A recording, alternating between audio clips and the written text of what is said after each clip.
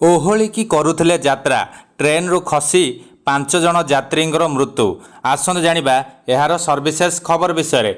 मुंबईर Chhatrapati Shivaji Maharaj terminus रु थाणेर कसरात अंचल को जाउथिबा एक लोकल ट्रेन रु ट्रैक उपरे पड़ी 5 जण यात्रींकर मृत्यु घटिछि।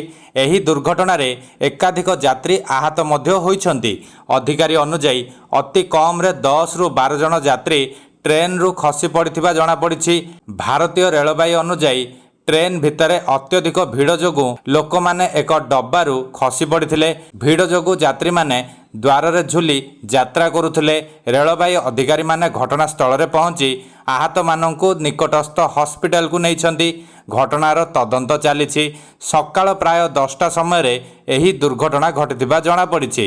रेलबाई पुलिस एवं स्थानीय प्रशासन तुरंत घटनास्थल रे पहुंची आहत मानंकु निकटस्थ डाक्तरखाना रे भर्ती करिसंति। रेलवे प्रशासन दुर्घटनार तदंत आरंभ करिछि।